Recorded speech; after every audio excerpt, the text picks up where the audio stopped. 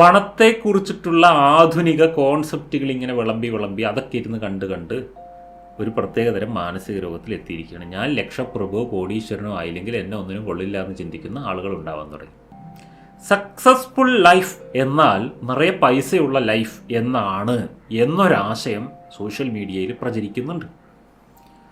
Successful life എന്നാൽ നിറയെ പണം വേണം, ലക്ഷപ്രഭു ആയിരിക്കണം, കോടീശ്വരനായിരിക്കണം, അല്ലാത്തവരാരും സക്സസ്ഫുൾ അല്ല എന്നൊരു ഫേക്ക് കോൺസെപ്റ്റ്.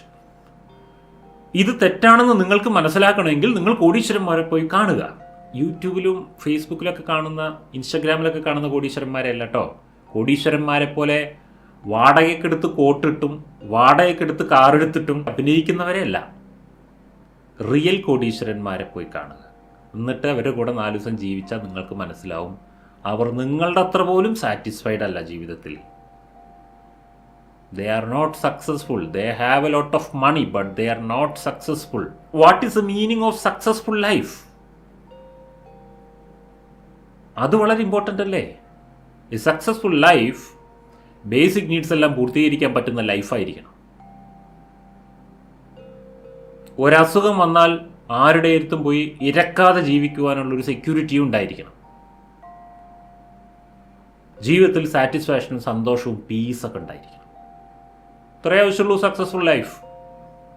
സക്സസ്ഫുൾ ലൈഫ് എന്ന് പറഞ്ഞാൽ നിങ്ങളുടെ ബാങ്ക് അക്കൗണ്ടിലെ ഡിജിറ്റുകളിൽ ഒരുപാട് സീറോകൾ വേണമെന്നൊന്നും അല്ല അർത്ഥം.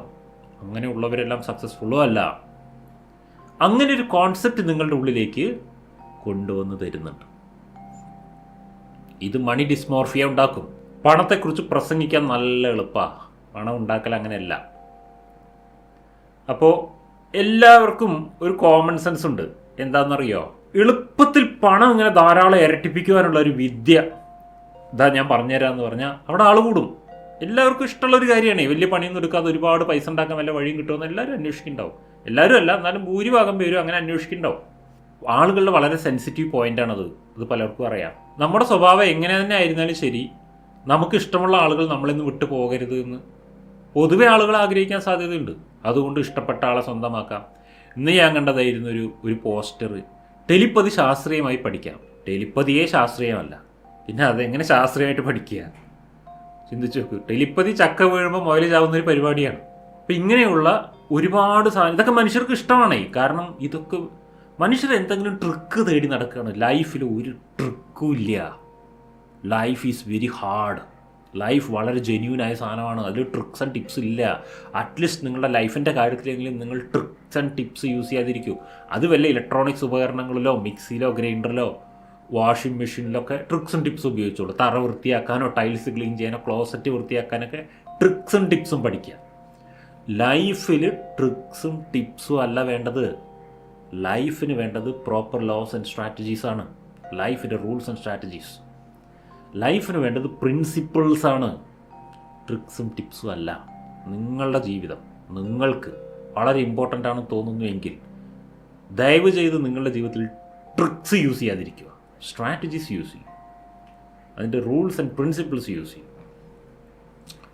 പണം ഉണ്ടാക്കുന്നതിലൊന്നും ഒരു ട്രിക്കും ഒരു ടിപ്പും ഇല്ല.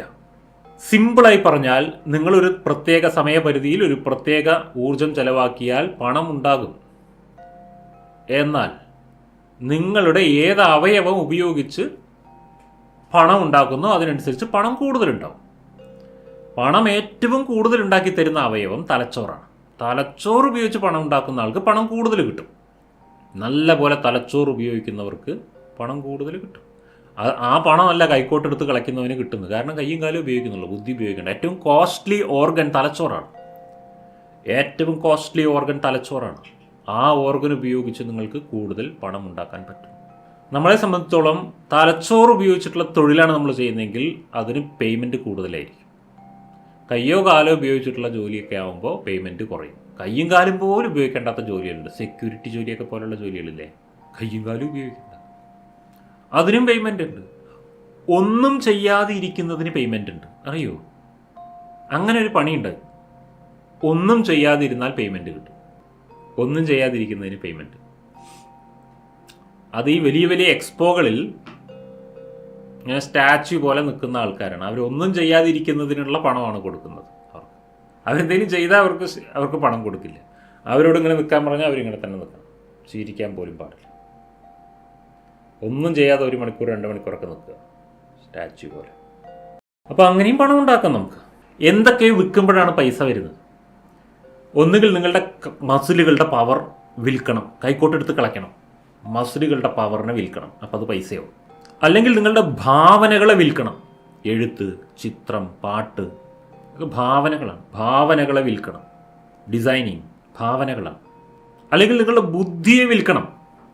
കോഡിങ്, സയൻറ്റിസ്റ്റ്, സ്പീക്കേഴ്സ്, ബുദ്ധി. അല്ലെങ്കിൽ നിങ്ങളുടെ സ്കില്ലുകളെ വിൽക്കണം.